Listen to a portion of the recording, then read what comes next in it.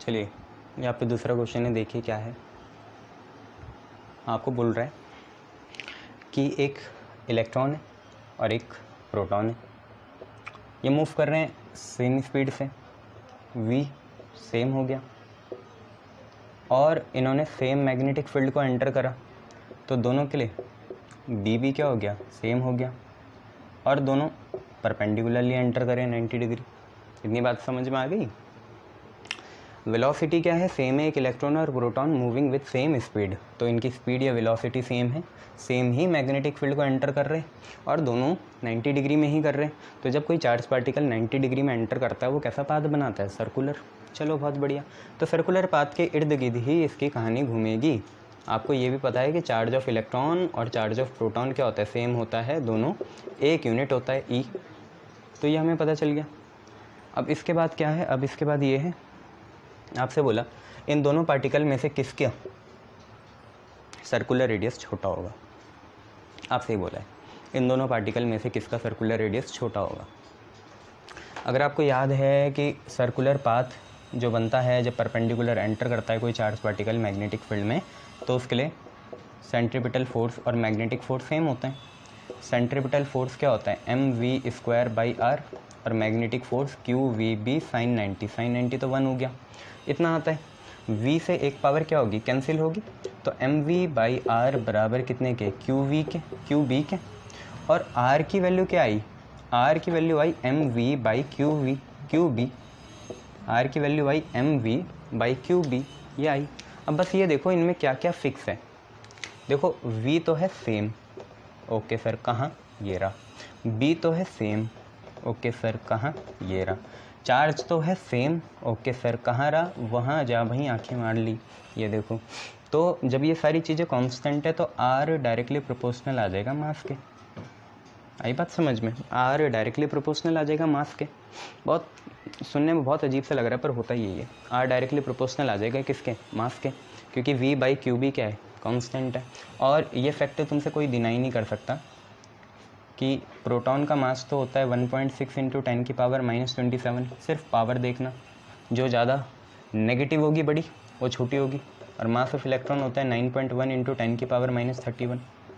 तो -27 बड़ा है या -31, अरे यार पॉजिटिव में देखो, 31 बड़ा है 27, 31 बड़ा है 27, 31, तो नेगेटिव में उल्टा होगा, 27 माइनस का बड़ा होगा किससे, माइनस का 31 से। पता है ना नंबर लाइन में -1 बड़ा होता है -2 से, तो वही बात है।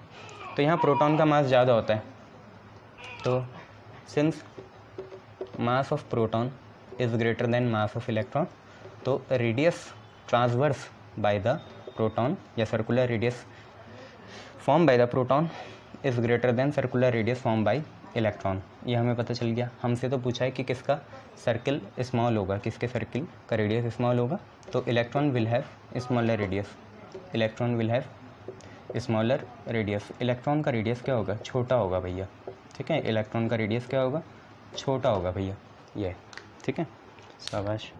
चलो नेक्स्ट क्वेश्चन करेंगे, मैं देख लो, इसके बाद नेक्स्ट क्वेश्चन करा जाएगा, ठीक है।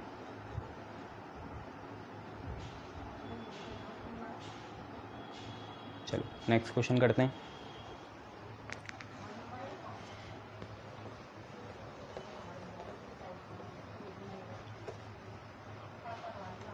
देखो नेक्स्ट क्वेश्चन क्या है,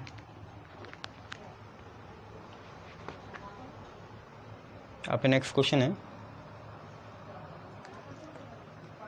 which one of the following will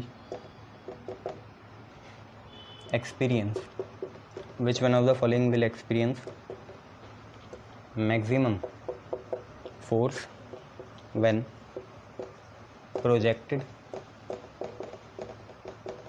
with same velocity v perpendicular to magnetic field, ठीक है। मैग्नेटिक फील्ड दोनों के लिए सेम होगी। आप पे कौन कौन है, एक तो अल्फ़ा पार्टिकल है, दूसरा बीटा पार्टिकल है, इन दोनों में से पूछ रहे हैं, अल्फ़ा बीटा पार्टिकल ना। आपसे बोला है कि ये जो दो पार्टिकल हैं, अल्फ़ा पार्टिकल और बीटा पार्टिकल, इनमें से कौन ज़्यादा फोर्स एक्सपीरियंस करेगा? मैक्सिमम फोर्स जब इनको सेम वेलोसिटी से सेम मैग्नेटिक फील्ड में परपेंडिकुलरली एंटर करवाएं। ठीक है, दो हैं हम पे particle, alpha particle, beta particle. आपसे बोला इन दोनों को हमने सेम वेलोसिटी से सेम मैग्नेटिक फील्ड में परपेंडिकुलरली प्रोजेक्ट करा, तो किस पे ज़्यादा फोर्स लगेगा? ये है कुछ कहानी अल्फ़ा पार्टिकल और बीटा पार्टिकल की। पर याद रखना है मास से कोई मतलब नहीं है, फोर्स होता है किसी भी चार्ज पार्टिकल के लिए QVB sin थीटा। इतना क्लियर है? और देखो एंगल दोनों के लिए सेम है, 90 है। बी भी दोनों के लिए क्या है? सेम है। वी भी दोनों के लिए क्या है? सेम है। एंगल भी सेम है भाई, परपेंडिकुलर है, तो ये चीज़ अपनी सेम आ गई। बी भी क्या है? सेम है, सेम ही मैग्नेटिक फील्ड है, एक ही मैग्नेटिक फील्ड है और सेम वेलोसिटी से कर रहे हैं। तो जब ये वी बी साइन थीटा तीनों चीज़ें कांस्टेंट आ गई तो फोर्स सिर्फ चेंज होगा चार्ज की वजह से। इतनी बातें क्लियर है ना? फोर्स पहले किसकी वजह से चेंज हुआ? वहाँ पे मास की, वहाँ पे मतलब रेडियस ना, मास की। यहाँ फोर्स चार्ज की वजह से है क्योंकि वी दोनों का सेम है, बी भी दोनों का सेम है, साइन थीटा भी दोनों का सेम है। अब जरा अल्फ़ा पार्टिकल की बात करते हैं। अल्फ़ा पार्टिकल कुछ और नहीं होता है, हीलियम होता है, 2He4 डबली आयनाइज होता है ये। ठीक है, 2 इलेक्ट्रॉन निकाले जाते हैं इससे। पर चार्ज तो हम किससे देखते हैं? एटॉमिक नंबर, प्रोटॉन से ना। वो भाई एटॉमिक नंबर देखते हैं, चार्ज देखेंगे, है ना। तो आप ये देखो चार्ज ऑन अल्फ़ा पार्टिकल क्या होगा? नीचे वाला चार्ज होता है, ऊपर वाला मास होता है ना। नीचे वाला चार्ज नंबर एटॉमिक नंबर, ऊपर वाला मास नंबर। तो चार्ज ऑन अल्फ़ा पार्टिकल होता है 2E यूनिट। ई सबसे फंडामेंटल होता है ना, तो उसका 2 यूनिट हो गया, 2E यूनिट, या 2 times of charge on proton. Proton में भी चार्ज E होता है तो 2E लगा देंगे। अब बात करते हैं बीटा पार्टिकल की। बीटा पार्टिकल कुछ नहीं होता, क्या होता है? इलेक्ट्रॉन होता है ना, -1E0। रेडियो एक्टिविटी में तुमने पढ़ा होगा।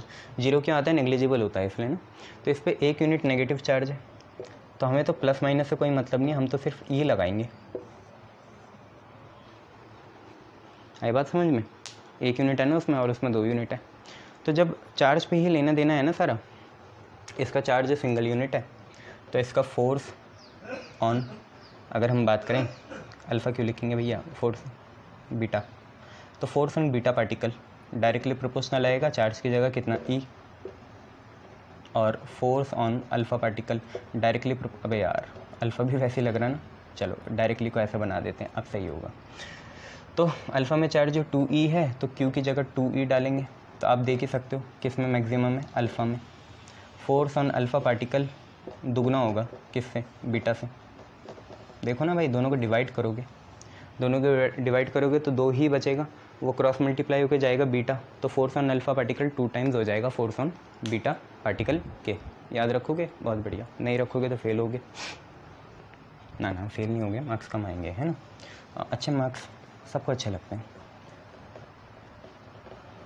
चलो नेक्स्ट देखो, आपसे बोला नेक्स्ट क्वेश्चन।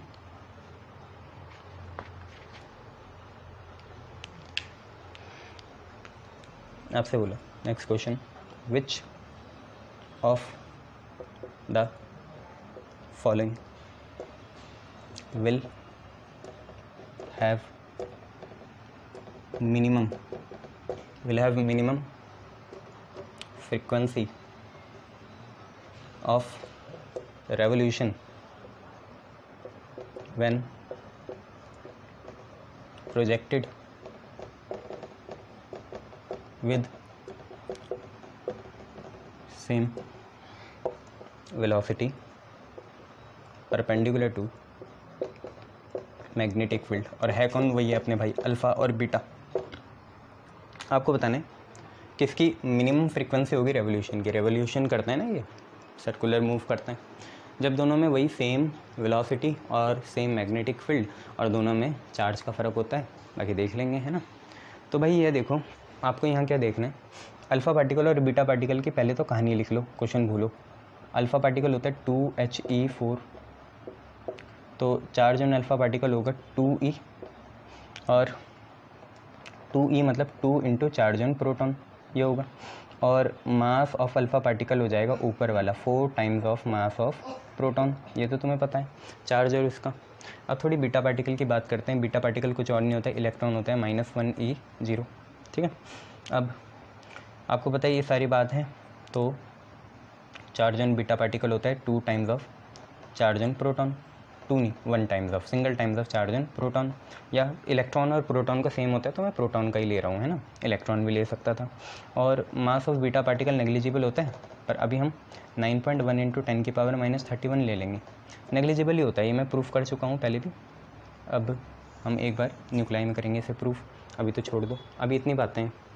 और इन्होंने बोला सेम वेलोसिटी है, मैग्नेटिक फील्ड सेम है और दोनों को परपेंडिकुलरली ही करेंगे, तो v सेम है, मैग्नेटिक फील्ड सेम है, थीटा एंगल दोनों के लिए 90 है। ये तीनों चीज़ें क्या हैं, सेम है ये तीनों चीज़ें, है ना, सेम।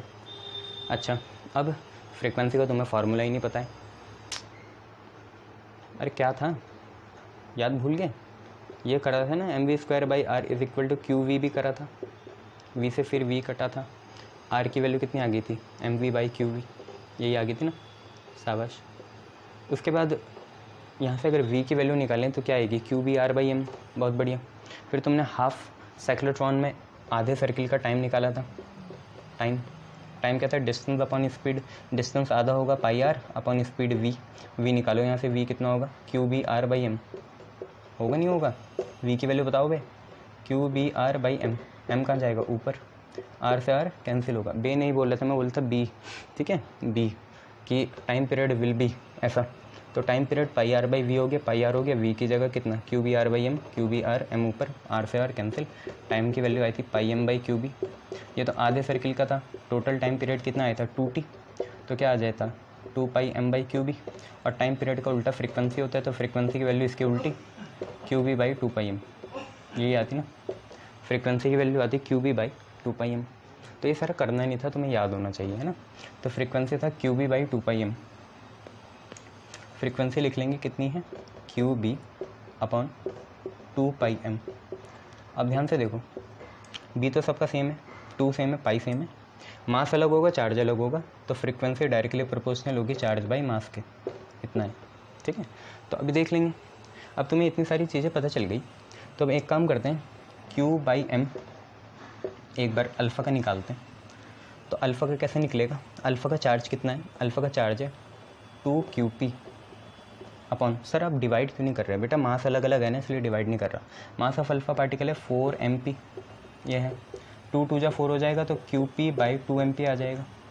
p क्या है, प्रोटॉन है ना, p+, चार्ज ऑन प्रोटॉन होता है 1.6 × 10⁻⁻19, 2 मास ऑफ प्रोटॉन होता है 1.6 × 10⁻⁻27, 1.6 से 1.6 कैंसिल, एक आप पे आया 1/2 × 10⁻⁻19 और प्लस का 27, आप बता सकते हैं 8 आएगा, है ना, 8 आएगा प्लस का, तो 0.5 × 10⁸ आ गया, जिसे हम लिख सकते हैं 5 × 10⁻7। तो बस ये याद रखना, q/m अल्फ़ा की कितना आया, q/m अल्फ़ा का आया कितना, 5 × 10⁻7, 5 × 10⁻7। इसको इतना याद रख लेना। अब q/m हम इलेक्ट्रॉन का निकालते हैं, है ना। सोचने में तो ये लगेगा कि इलेक्ट्रॉन का मास कम है तो वो ज़्यादा रेवोल्यूशन करेगा पर सेकंड, है ना। देखते हैं, अब q/m इलेक्ट्रॉन मतलब बीटा पार्टिकल का निकालने चाह रहे हैं। बीटा पार्टिकल का चार्ज तो qp होता है, प्रोटॉन का चार्ज तो 1.6 × 10⁻⁻19 और मास होता है इलेक्ट्रॉन का 9.1 × 10⁻31। भाई पॉइंट से पॉइंट काटो, ये आप पे आए 16/91 और इधर आप पे आएगा माइनस का 19 और ये ऊपर जाएगा 31। तो देखो ये कितना आ रहा है, ठीक है। और मुझे बताओ फिर कितना आ रहा है, 11 तो नहीं आ रहा, 12 आ रहा है, देखो यार 12 आ रहा है ना, 31 - 19 12, 16/91 × 10⁻12। आप इसे कैलकुलेट करो और देखो, यहीं से पता चल जाएगा तुम्हें फ्रीक्वेंसी किस पे डिपेंड कर रही, और क्या, और थोड़ी करने कुछ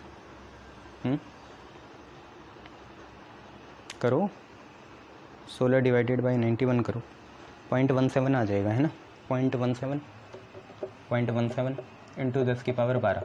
आप इसे तब तक कंपेयर नहीं कर सकते जब तक पावर सेम ना हो। पावर सेम कैसे करेंगे, देखो ये तो आपका 17 × 10⁻10 हो गया, 17 × 10⁻10 हो गया। अब आपको यहीं से भी दिख रहा है बड़ा कौन है, ये या ये, यही है ना भाई इलेक्ट्रॉन। क्या करूँ, इनको सेम कैसे बनाऊँ, तुम बताओ मुझे, आ रहा है समझ में या क्या करूँ बताओ। मैं इसे ऐसे लिख लूँ 17, ये अगर 10⁻7 हो गया तो इसे 3 0 उधार ले लेंगे, इधर लगा देंगे 17,000 10 की पावर 7 और ये है 5 10 की पावर 7। बताओ कौन ज़्यादा, 17,000 या 5? जल्दी बताओ, 17,000 या 5, कौन ज़्यादा? 17,000 ऑब्वियसली। तो since Q/M of beta is greater then Q/M of alpha, और जैसे Q/M वैसी फ्रीक्वेंसी, क्योंकि दोनों के बीच में डायरेक्ट है ना, Q/M दोनों के डायरेक्ट है ना फ्रीक्वेंसी, तो Q/M बीटा का ज़्यादा है, तो frequency of beta is greater then frequency of alpha. तो हमें बताना है किसकी मिनिमम है। तो alpha has minimum frequency, beta की ज़्यादा है, अल्फ़ा की कम है, तो अल्फ़ा की मिनिमम फ्रीक्वेंसी हो जाएगी। ये देख लेना, ठीक है। अरे मज़ेदार क्वेश्चन है, जल्दी करे करो, ठीक है। अल्फ़ा की मिनिमम फ्रीक्वेंसी हो जाएगी, मिनिमम पूछा था ना हमसे, ठीक है, मिनिमम हो जाएगी। उन्होंने मैक्सिमम बता रखा है इलेक्ट्रॉन का, तो मिनिमम फिर अल्फ़ा का ही होगा। चलो next question.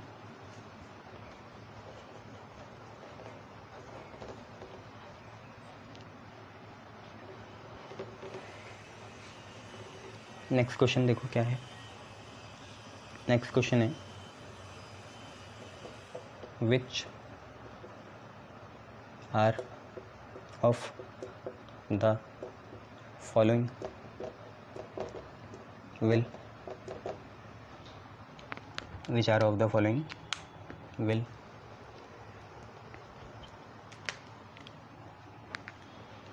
describe smallest circle when projected with same velocity। ये हमने कर नहीं दिया, पक्का कर दिया ना। देखते हैं, projected with same velocity perpendicular to magnetic field, perpendicular to magnetic field, और आप पे है 2 अल्फ़ा बीटा, ये दोनों ही है, ठीक है भाई। तो आपसे बोला स्मॉलेस्ट सर्किल कौन बनाएगा इनमें से, अल्फ़ा और बीटा में से, जब दोनों को सेम वेलोसिटी और सेम मैग्नेटिक फील्ड में प्रोजेक्ट करा परपेंडिकुलरली, अल्फ़ा और बीटा। अब तो आपको सारी कहानी पता है।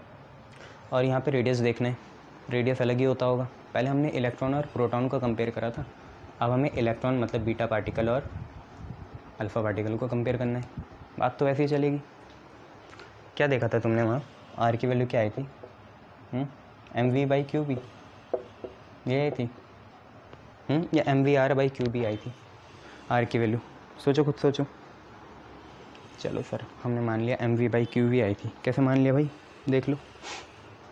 चलो अगर ऐसा हो गया, उन्होंने बोला सेम वेलोसिटी, ये सेम है, मैग्नेटिक फील्ड भी क्या सेम है, इनको संभाल के रख लिया। तो आर डायरेक्टली प्रोपोर्शनल आया m/q के, ठीक है। अब क्या करो, m/q एक बार अल्फ़ा का निकाल लो और एक बार m/q किसका निकाल लो, बीटा का निकाल लो। अल्फ़ा बीटा का दोनों का निकाल लो, तो यहाँ से पता चल जाएगा फिर रेडियस के बारे में। जैसी वैल्यू आएगी उतना बड़ा रेडियस होगा। अल्फ़ा का मास होता है 4 गुना किसके, प्रोटॉन के मास के। प्रोटॉन का मास होता है 1.6 × 10⁻⁻27। और ये तो तुमने निकाला था, उसका उल्टा ही था। चार्ज होता है अल्फ़ा में दुगना किसका, प्रोटॉन के चार्ज के, जो होता है 1.6 × 10⁻⁻19। 1.6 से 1.6 कटा, ये 8 बढ़ जाएगा, ये 2 आएगा, तो ये 2 × 10⁸ आ गया, है ना भाई। 2 × 10⁸ आ गया m/q। यूनिट छोड़ो, यूनिट तुम kg/ वो मत लिख देना, क्योंकि वो तो डायरेक्ट आया ना तुम्हारा। लिखना है तो लिख लेना kg/ कूलम, क्या फ़र्क पड़ रहा, kg/ कूलम लिख लेना। ये देखो ये सही है, 2 × 2 = 4, ये ऊपर जाएगा, 8 सही आएगा। अच्छा अब यहाँ निकालते हैं बीटा का। तो बीटा का मास होता है 9.1 × 10⁻31। बीटा पार्टिकल इलेक्ट्रॉन ही तो होता है, और चार्ज होता है 1.6 × 10⁻⁻19। 19 और 31 कितना आएगा, 91/16, पॉइंट से पॉइंट कटाना इनका, और 19/31 12 आएगा, है ना, 12। 16 6 × 96, तो ये 5 पॉइंट समथिंग आएगा, 5.7 लिख लो, 10⁻12। या इसे लिख सकते हो 57 इंटू 10 की पावर 11, 10 की पावर 11 kg पर कूलम। अब तुम ये बताओ कौन ज़्यादा है। फिर मैं वही हरकतें करूँगा, यहाँ 57000 लिख लूँगा और 10 की पावर 8 लिख लूँगा, ये बड़ा है। तो यहाँ से पता चला कि m/q of beta is greater then, वहाँ छोटा आया था ना, वहाँ उल्टा निकाला था q/m ना, तो इलेक्ट्रॉन का ज़्यादा आया था। तो m/q किसका ज़्यादा होगा, बीटा का होगा ना, उल्टा रेसिप्रोकल में तो चीज़ें बदल जाती हैं। q/m अगर इलेक्ट्रॉन का ज़्यादा है तो m/q बीटा पार्टिकल का ज़्यादा होगा, बीटा का। तो m/q बीटा का ज़्यादा आया, मतलब सॉरी गलती बोल दिया मैंने, इलेक्ट्रॉन बीटा सेम ही है, तो m/q बीटा का ज़्यादा लग रहा है मुझे, किससे, m/q ऑफ अल्फ़ा। बस तो निकाल लो रेडियस किसका ज़्यादा है, बीटा का ज़्यादा है अल्फ़ा से। आई बात समझ में। तो दोनों के बीच में डायरेक्ट रिलेशन है, radius of beta is greater then radius of alpha. तो स्मॉलेस्ट सर्किल बनाएगा अल्फ़ा, अल्फ़ा बनाएगा स्मॉलेस्ट सर्किल, क्योंकि बीटा ज़्यादा रेडियस बना रहे हैं ना, अल्फ़ा कम बनाएगा, तो अल्फ़ा का स्मॉलेस्ट सर्किल होगा, ये लिख लेना, ठीक है। अल्फ़ा का स्मॉलेस्ट होगा या बीटा, m/q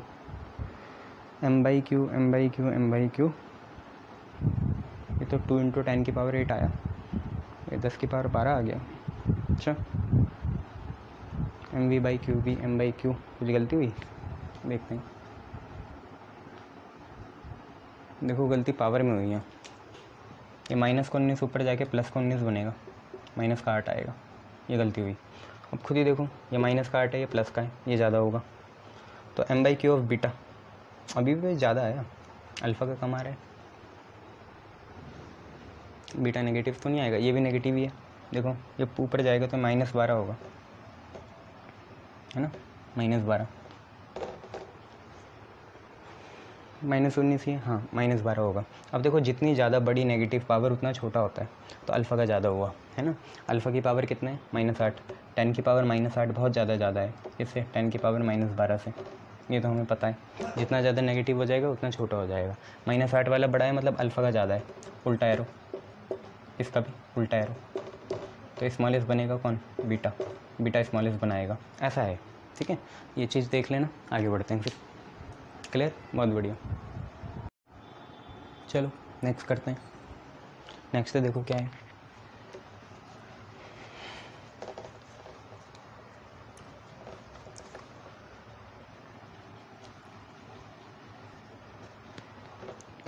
नेक्स्ट क्वेश्चन है आप पे,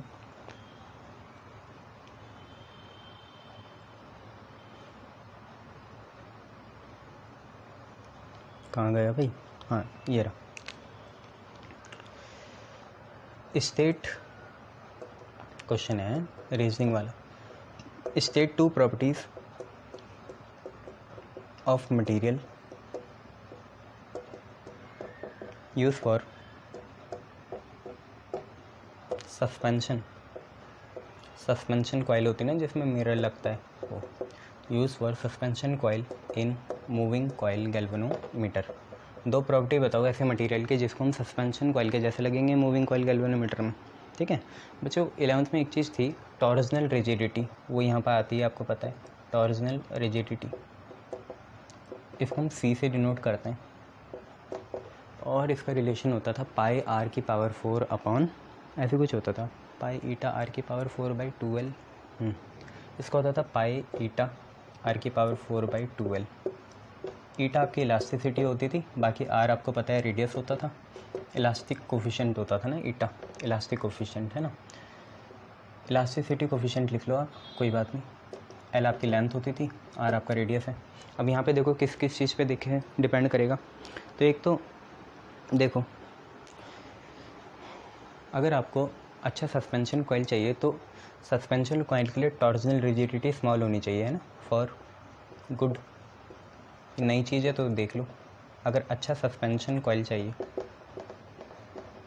तो उसके लिए सी स्मॉल होना चाहिए। सी क्या है, टॉर्जनल रिजिडिटी, ये स्मॉल होना चाहिए। और ये स्मॉल कब होगा, जब ईटा भी क्या हो, इलास्टिक कोफिशिएंट भी क्या हो, स्मॉल हो, रेडियस भी क्या हो, स्मॉल हो, और लेंथ का क्योंकि इससे इन्वर्स रिलेशन है तो लेंथ बड़ी होनी चाहिए, बिग या लार्ज होनी चाहिए, है ना। ये चीज़ आप याद कर लेना यार, है ना। लेंथ लार्ज होनी चाहिए। क्लियर है, बहुत बढ़िया। चलो अब नेक्स्ट देखेंगे। नेक्स्ट क्वेश्चन देखो।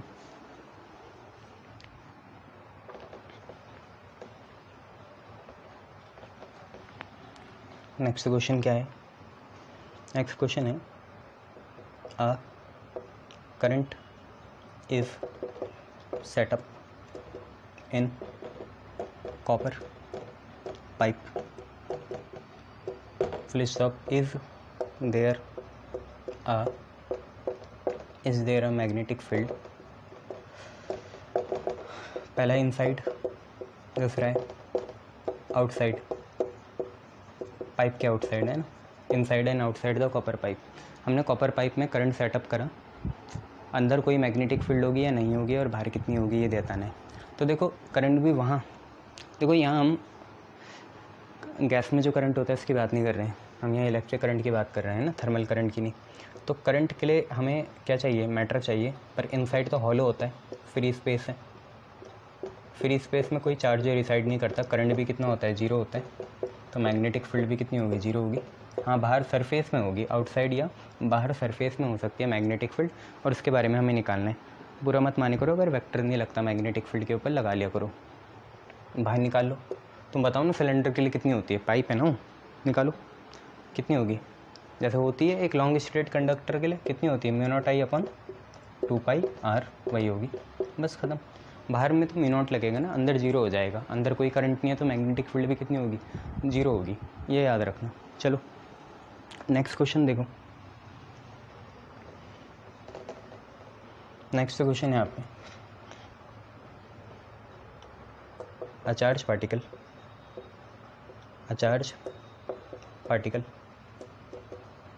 enters axis of current carrying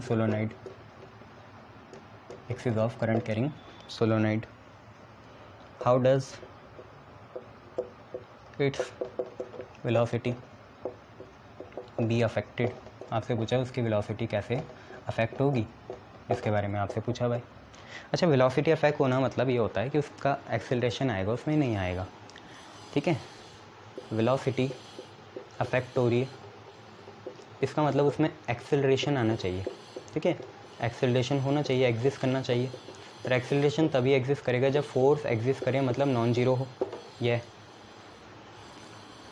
अब आप देखो, चार्ज पार्टिकल सोलेनॉइड की एक्सिस से एंटर कर रहा है, तो इसने थीटा एंगल कितना बनाया? 0 बनाया। और फोर्स कितना लगेगा चार्ज पार्टिकल में? QVB sin 0 0 होता है। तो पूरा फोर्स कितना आया? फोर्स 0 आया। अब सारी कहानी पलट गई, फोर्स अगर 0 है तो एक्सेलरेशन भी 0 आएगा और वेलोसिटी रहेगी, अफेक्ट नहीं आएगा, सेम रहेगी। ये तो कोई फ़र्क नहीं आने वाला, इसका आंसर ये था, ठीक है। सिंपल से मैंने ऐसे बता दिया, ज़्यादा शोर शराबा नहीं करा। चार्ज पार्टिकल अगर सोलेनॉइड की एक्सिस में एंटर करेगा तो उसकी वेलोसिटी में फ़र्क आना चाहिए या नहीं आना चाहिए? तो वेलोसिटी में फ़र्क तभी आएगा जब एक्सेलरेशन हो, चाहे रिटार्डेशन हो, चाहे एक्सेलरेटेड हो, और फोर्स नॉन जीरो हो। पर अगर वो एक्सिस से एंटर कर रहा है तो थीटा एंगल 0, फोर्स 0, एक्सेलरेशन 0 और वेलोसिटी रहेगी सेम। ये बात याद रखना।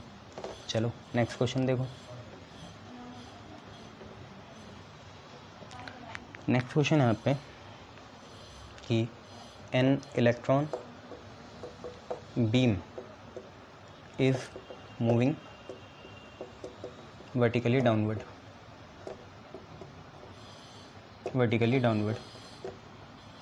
इलेक्ट्रॉन बीम वर्टिकली डाउनवर्ड है, ठीक है। If it passes through magnetic field that is directed, जिसको हमने डायरेक्ट करा है साउथ से नॉर्थ, मैग्नेटिक फील्ड को साउथ से नॉर्थ डायरेक्ट करा है इन हॉरिजॉन्टल प्लेन। जैसे आपका वाइट बोर्ड है, आपको तो वर्टिकल लगेगा, पर मैं इसे नीचे फेंक दूँ तो हॉरिजॉन्टल हो जाएगा। Then in which direction beam will get deflected. Beam किस डायरेक्शन में डिफ्लेक्ट होगी, मतलब भाई उसमें फोर्स किस डायरेक्शन में लगेगा। क्वेश्चन ये आप पे ध्यान से पढ़ लो। क्वेश्चन क्या है, एक इलेक्ट्रॉन बीम है, उसे वर्टिकली डाउनवर्ड हम मूव करा रहे हैं, तो करंट ऊपर जाएगा, तो उल्टा चलता है ना, ये इलेक्ट्रॉनिक करंट है, तो जो हमारा ट्रांजिएंट करंट होगा, ट्रांजिएंट तो नहीं, कन्वेंशनल करंट जो होगा वो ऊपर को जाएगा। मैग्नेटिक फील्ड आपकी साउथ से नॉर्थ है, तो आपको बताना है कि ये डिफ्लेक्ट कहाँ होगी बीम, या बताना है, तो बताओ कहाँ डिफ्लेक्ट होगी। ठीक है, तो कैसे करेंगे इसे यार, इसको ना आप ऐसा मान लेना कि जैसे ये आपका हॉरिजॉन्टल प्लेन है और चार्ज पार्टिकल ऐसे मूव कर रहा है, हॉरिजॉन्टल प्लेन। अब इसी हॉरिजॉन्टल प्लेन को मैं ना यहाँ बनाऊँगा, ठीक है। ये जो हॉरिजॉन्टल प्लेन है इसी में मैग्नेटिक फील्ड होगी और चार्ज पार्टिकल इसके परपेंडिकुलर मूव करेगा प्लेन के ना, और इसी फील्ड को मैं यहाँ पे बना दूँगा। तो आप एक काम कर लो, नॉर्थ साउथ ईस्ट वेस्ट ये हमने बना लिया। अब आप इसे ना ओरिजिन मानो, इसे प्लस एक्स एक्सिस मानना, इसे माइनस एक्स एक्सिस, इसे वाई, इसे वाई डैश, ऐसे मान लिया। अब उन्होंने बोला इलेक्ट्रॉन बीम मूव कर रहा है वर्टिकली डाउनवर्ड, वर्टिकली डाउनवर्ड है ना। अब इलेक्ट्रॉन के मोशन को आप इसके परपेंडिकुलर दिखा देना ऐसे, ये अगर ये एक्स है ये वाई है तो ये जेड होगा और ये जेड डैश होगा, ठीक है। ये चीज़ है, आपको बताने फोर्स कहाँ लगेगा, ऐसी बात है। अब देखो इलेक्ट्रॉन उन्होंने बोला वर्टिकली डाउनवर्ड, मैंने आपको बता दिया ना, ये प्लेन ऐसा है और इलेक्ट्रॉन ऐसे मूव कर रहा है, तो इस प्लेन को अगर मैंने ऐसे बना दिया तो इलेक्ट्रॉन को ऐसे जाना पड़ेगा। हालांकि है ये इस प्लेन के परपेंडिकुलर, ये अगर प्लेन ऐसे बन गया तो ये बाहर अंदर जाएगा, ठीक है। ये चीज़ें, तो इलेक्ट्रॉन का मोशन उन्होंने बोला वर्टिकली डाउनवर्ड है, ठीक है, तो करंट हमारा ऊपर की तरफ जाएगा, है ना। और इसको बनाने के लिए एक काम करते हैं, ई का मोशन ऐसे दिखा देते हैं, करंट का मोशन नीचे की तरफ दिखा देते हैं, मतलब वेलोसिटी ऐसे, ठीक है। ये एक्स एक्सिस में आई कैप होता है, यहाँ जे कैप होता है, यहाँ जेड में के कैप मान लेंगे। सारा खेल इसी चीज़ का है ना। ईस्ट से waste x axis, J dash और ये ऐसे है ना। अब इसके बाद उन्होंने क्या बोला, मैग्नेटिक फील्ड आपकी साउथ नॉर्थ में है, ठीक है। तो जो आपकी मैग्नेटिक फील्ड है वो आपकी वाई डैश से डिनोट है, उसमें जे वेक्टर होगा, मतलब वो नॉर्थ साउथ होगी। और इलेक्ट्रॉन मूव कर रहा है वर्टिकली डाउनवर्ड, तो इलेक्ट्रॉन को हम कहाँ दिखा देते हैं, के में दिखा देते हैं ना। तो वेलोसिटी आपकी के में हो जाएगी नीचे की तरफ, तो हम बोलते हैं वेलोसिटी वेक्टर जो है वो है वी, और साथ में आपकी कौन सी एक्सिस है, के कैप, और माइनस का नीचे की तरफ है। वैसे वो जेड एक्सिस में है ना वेलोसिटी, यहाँ पे वेलोसिटी जेड एक्सिस में नीचे की तरफ है, इलेक्ट्रॉन ऊपर तो वेलोसिटी नीचे आएगी, तो माइनस वी यहाँ पे लगा देते हैं के कैप। ऐसी मैग्नेटिक फील्ड के लिए बना देंगे बी जे कैप, ये ठीक है। फिर वेक्टर नहीं लगेगा इसमें, बस ये ऐसे रहेगा बी जे कैप, है ना। मैग्नीट्यूड रहेगा, वेक्टर तो इन्हें यूनिट वेक्टर में देना है। अब फोर्स बताना है, तो फोर्स आपको पता है क्या होता है, क्यू वी क्रॉस बी होता है, क्यू वी क्रॉस बी, बस लगा दो। तो क्यू लिखा, वी कितना है माइनस वी के कैप क्रॉस ये है बी जे कैप। इन सबको बाहर निकालो, वेक्टर्स को, स्केलर को, क्यू बाहर आया और माइनस बाहर आया और वी बाहर आया और बी बाहर आया, आप पे बचा के क्रॉस जे। अब आप एक चीज़ याद रखते हो कि जे क्रॉस के आई जे के, जे क्रॉस के आई होता है, तो के क्रॉस जे क्या होगा माइनस आई, तो माइनस क्यू वी बी, और ये आएगा माइनस आई कैप। के क्रॉस जे इसका उल्टा होगा ना, के क्रॉस जे आपका कितना होगा, माइनस का आई होगा, ठीक है। तो यहाँ माइनस आई हो गया, माइनस माइनस प्लस हो गया, तो क्यू वी बी आई आया। अब आई मतलब कौन सी एक्सिस हो गई, एक्स एक्सिस, तो फोर्स आपका कौन सा लगेगा, एक्स एक्सिस में लगेगा, और एक्स एक्सिस में किस साइड, ईस्ट साइड, तो यहाँ पे आपका फोर्स होगा। तो बस आपने बता दिया।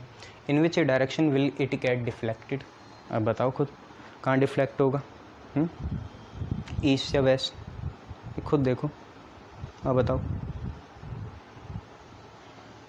आई जे के होता है ना, तो के क्रॉस जे कितना आ गया, आई आ गया, ठीक है, और माइनस आई आ गया, तो फोर्स की वैल्यू बता दो यहाँ से, कौन सी डायरेक्शन में, ईस्ट में या वेस्ट में, जल्दी बताओ यार।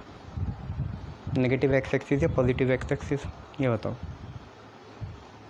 आई जे के याद है ना, जे के आई होता है, तो के जे माइनस आई हुआ, तो ये कौन सी आ गई, एक्स एक्सिस आ गई पॉजिटिव वाली, तो हमारा किस डायरेक्शन में होगा, ईस्ट से डायरेक्शन में होगा, बट अगर यहाँ पे सिर्फ एक माइनस आता, ये माइनस सिर्फ ये नहीं होता अंदर माइनस, तो माइनस आता तो वेस्ट में हो जाता। बस इतना खेल है इसमें, है ना, ये याद रखना। क्लियर? इसमें फंसोगे तुम बार बार, इसलिए बार बार करा रहा हूँ, ये एक बार पहले भी कराया था। अपने हिसाब से बनाया करो, है ना। ईस्ट वेस्ट में एक्स एक्सिस होगी, नॉर्थ साउथ में वाई होगी, और प्लेन के परपेंडिकुलर जेड होगी। उसके बाद उन्होंने बोला इलेक्ट्रॉन बीइंग वर्टिकली डाउनवर्ड जा रही, मैंने ऊपर को बना दी, तो वेलोसिटी नीचे को आएगी, तो माइनस का के हो जाएगा। उसके बाद मैग्नेटिक फील्ड वाई एक्सिस में थी, तो जे लगा दिया। अब फिर bus queue we cross B, के क्रॉस जे माइनस आई होता है, माइनस माइनस प्लस हो गया, इसलिए आपको पता है प्लस एक्सिस आपकी क्या होगी, फोर्स की हो गई, क्योंकि ये दोनों तो ऑक्यूपाई हो गई ना, ये मैग्नेटिक फील्ड ने ऑक्यूपाई करी, ये वेलोसिटी ने ऑक्यूपाई करी, तो ये कौन ऑक्यूपाई करेगा, फोर्स, एफ बी आई ना। Right, left hand thumb rule से भी बना सकते हो इसे, ठीक है। चलो बहुत बढ़िया। थकान थकान थकान।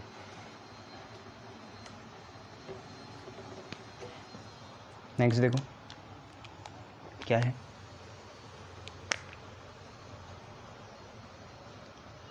क्वेश्चन है हाउ मच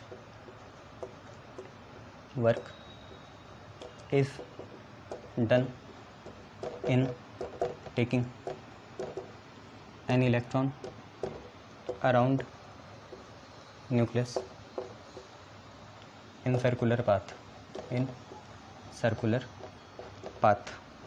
ये कितना काम करना पड़ेगा कि ये न्यूक्लियस है, किसी इलेक्ट्रॉन के इसके अराउंड घुमाना है। तो आप ये देखो यार, आपको पता है यहाँ पे पोटेंशियल डिफरेंस 0 आता है। अच्छा आप ये देखो डिस्प्लेसमेंट कितनी है, ये तो तुम्हारा इलेक्ट्रिक पोटेंशियल का है ना, डिस्प्लेसमेंट कितनी है 0। भाई यहीं से शुरू करा ए से, ए पे ही ख़त्म कर रहे हैं, डिस्प्लेसमेंट 0 है। वर्क होता है फोर्स इंटू डिस्प्लेसमेंट, डिस्प्लेसमेंट तो 0 है, तो वर्क कितना करा 0। सर्कुलर पाथ में हमेशा काम कितना होता है 0 होता है, जब तक आपकी कोई डिस्प्लेसमेंट फिजिक्स के हिसाब से ना हुई हो, तो आपका वर्क कितना आएगा 0 आएगा, ठीक है। Next question,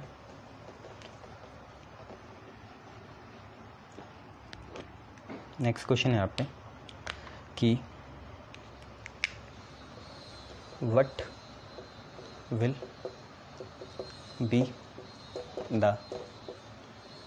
be the magnetic field produce by electron at centre of its orbit if it revolves with constant frequency। ये है आपका question. What will be the magnetic field produced by the electron at the center of its orbit अगर वो f constant frequency से move करे। ये तो वही क्वेश्चन हो गया, इलेक्ट्रॉन मूव कर रहे हैं न्यूक्लियस के अराउंड, ठीक है, इलेक्ट्रॉन मूव कर रहे हैं न्यूक्लियस के अराउंड, ठीक है, इसी का ऑर्बिट है, इसी का सेंटर ये हुआ, तो कितनी मैग्नेटिक फील्ड प्रोड्यूस करेगा। तो ये तो वही है, magnetic field at the centre of a circular coil carrying current, electron current ही तो बनाएगा, तो ये वही वाला है, magnetic field at the centre of a circular coil carrying current. आपको पता है पाई नहीं आता, यहाँ आता है mu naught I upon 2r। But यार हमें फ्रीक्वेंसी लानी पड़ेगी यहाँ पे किसी तरीके से, आ जाएगी कुछ नहीं, म्यू नॉट बाई 2r लिखो। करंट क्या होता है, charge upon time, charge upon time period, current होता है चार्ज अपॉन टाइम, चार्ज का इलेक्ट्रॉन का, तो E बाई टी हो गया, तो मैंने लिखा mu naught E by 2r और ये 1/t, ठीक है भाई, mu naught I upon 2r था, आई हो गया E by T, mu naught E by 2r और 1/t, 1/t होता है फ्रीक्वेंसी f, तो mu naught E by 2r और यहाँ पे फ्रीक्वेंसी आ गई f, ये आपका आंसर आ गया, ठीक है, mu not E by 2r और फ्रीक्वेंसी आ गया आपकी कितनी f। क्लियर, बहुत बढ़िया।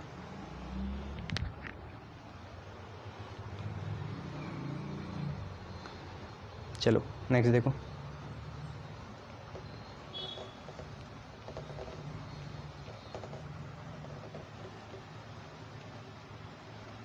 नेक्स्ट क्वेश्चन है कि which physical quantity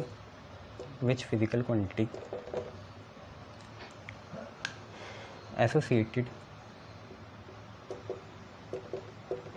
with charge q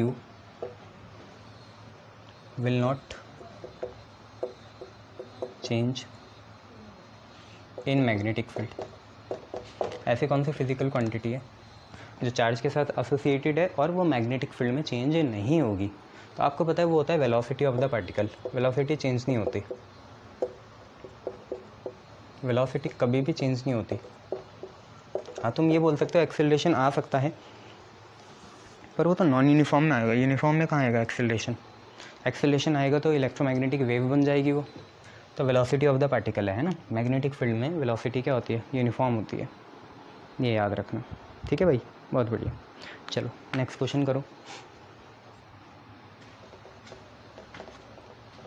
next question है calculate magnetic field at centre of tangent galvanometer. Calculate magnetic field at centre of tangent galvanometer coil of 50 tons and radius 10 centimeter when current of 1 ampere passes। जब 1 ampere का current pass होगा तो कितना होगा? Magnetic field निकालनी है tangent galvanometer में। है तो वैसे ही टेंजेंट गैल्वेनोमीटर क्या होते हैं? Moving magnet galvanometer. यहाँ मैग्नेट मूव करता है, होगी तो वही B is equal to mu naught NI/2R होगी तो उतनी भाई, म्यू नॉट NI/2R। ठीक है, सेंटर में निकालनी है, सेंटर की यही होती है हमेशा। तुम छोड़ो ना यार, क्या है गैल्वेनोमीटर है क्या है, तुम्हें सेंटर में निकालनी है। एपरेटस कुछ भी लगाओ, आएगी तो यही mu naught NI/2R। Mu naught की वैल्यू तुम्हें पता है कितनी होती है? 4 पाई इंटू 10 की पावर -7। ठीक है भाई, म्यू नॉट की वैल्यू होती है 4 पाई इंटू 10 की पावर -7। हम टेस्ला में ही निकालेंगे इसे। नंबर ऑफ टर्न्स 50 है, करंट है 1 एम्पियर, 2 और रेडियस कितना दे रखा? 10 सेंटीमीटर। तो 10/100 का स्क्वायर ना, इतना ही रहेगा। मीटर में कर दिया ना इसे कन्वर्ट, ये सेंटीमीटर में था, मीटर में कन्वर्ट करने के लिए 100 लगाया। क्लियर है भाई? चलो अब देखो, 0 से 0 कैंसिल, और 2 5 जा 10, 5 कहाँ जाएगा? ऊपर। तो B की वैल्यू कितनी है? 4 पाई इंटू 10 की पावर -7, साथ में क्या 50, और ऊपर नीचे से आया 5। ठीक है, रेडियस 10 था, 10 का 100 कर दिया, एक पावर कटी, 5 ऊपर 25, ये 250 आ गया। 250 इंटू 4 कितना होगा? अरे यार 1000 नहीं होगा, 1000 पाई इंटू 10 की पावर -7। तो B की वैल्यू कितनी आई? 3 0 काटेंगे, पाई इंटू 1 2 3, ये -7 कितना आएगा? -4 आएगा। देखो ना, 10 की पावर 3 और -7 4 आएगा। पाई की वैल्यू खोल दो, 3.14 इंटू 10 की पावर -4, और ये आपका आंसर आ गया टेस्ला में। ठीक है, देख लो कैसे हुआ। अरे धीरे धीरे देखो ना, 3.14 इंटू 10 की पावर -4 टेस्ला आ जाएगा। क्लियर? बहुत बढ़िया। चलो नेक्स्ट देखो।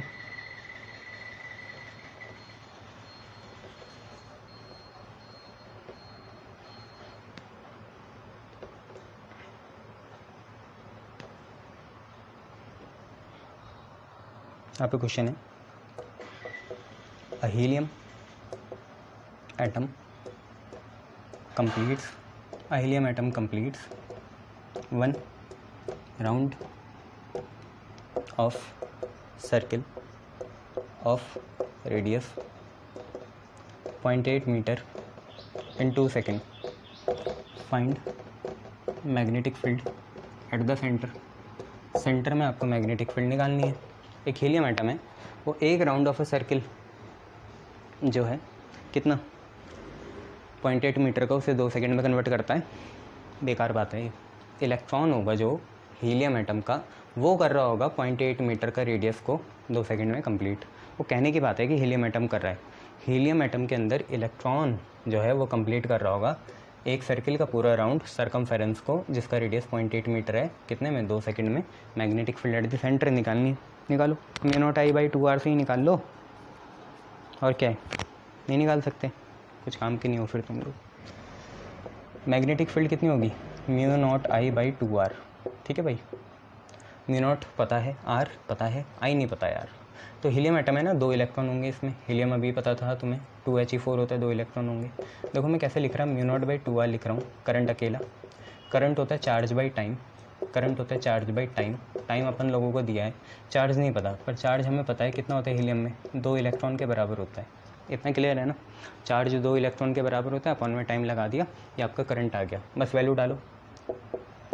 तो म्यू नॉट हो गया 4 पाई इंटू 10 की पावर -7, 2 लिखा, रेडियस मीटर में होना चाहिए जो कि 0.8 है, 2 लिखा, इलेक्ट्रॉन का चार्ज 1.6 इंटू 10 की पावर -19 कूलम, टाइम की वैल्यू 2 सेकेंड, 2 से 2 कैंसिल, 0.8 इंटू 2 1.6 होगा, ये कैंसिल, आप पे आ गया 4 पाई इंटू -19 और 7 -26, 4 इंटू 3.14 इंटू 10 की पावर -26, 14 4 जा 56,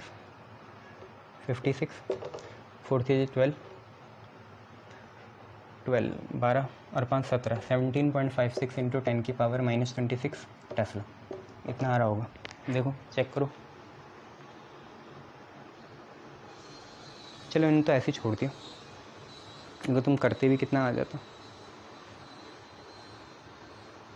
12.56 आता। सर ऐसी गलती क्यों करते हो, 14 4 जा 56, 4 3 जा 12, 56 12 4 17, ये क्या हो रहा है अपन लोगों के साथ। अच्छा हाँ, वो तो 56 पूरा आ जाएगा, आगे कुछ नहीं आएगा। हाँ तो इतना आ रहा है, ठीक है, शाबाश। नेक्स्ट देखो,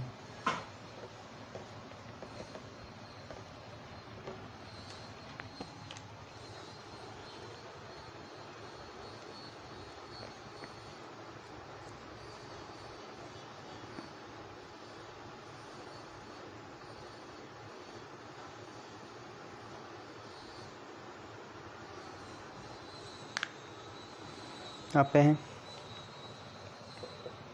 along a straight wire carries current of 3 ampere, find magnetic field at a distance of 10 centimeter away from wire.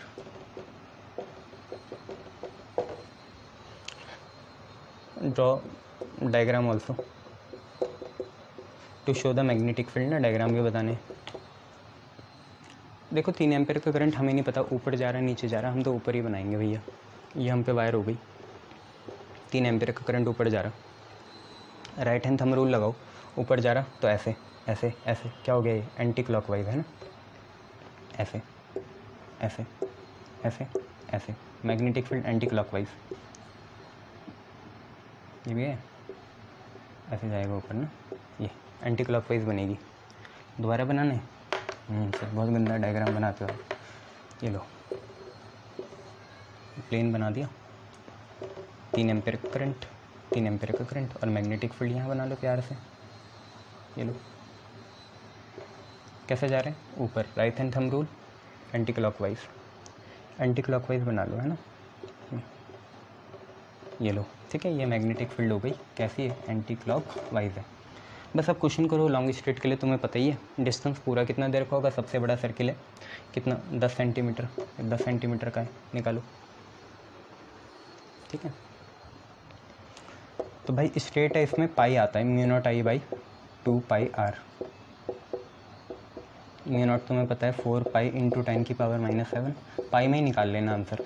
Current है 3 एम्पियर 2 और पाई रहा, आर की वैल्यू 10 सेंटीमीटर है तो 10/100 मतलब 10 की पावर -2, पता है ना 100 मतलब 10 की पावर 2, तो यहाँ 10 की पावर -2, पाई से पाई कैंसिल, 2 2 जा 4, 3 2 जा 6, 10 की पावर -7 और नीचे आएगा 10 की पावर -1। सर क्या करा ये, पाई से पाई, 2 2 जा 4, 3 2 जा 6, 6 इंटू 10 की पावर -7 और 10 की पावर -1 प्लस जाके +1, ऊपर जाके +1 हो गया -1, तो 6 इंटू 10 की पावर -6 आ गया टेस्ला। तो इसे आप लिख सकते हो 6 माइक्रो टेस्ला, ठीक है, 6 माइक्रो टेस्ला, ये भी लिख सकते हो आप लोग, ठीक है। चलो बहुत बढ़िया।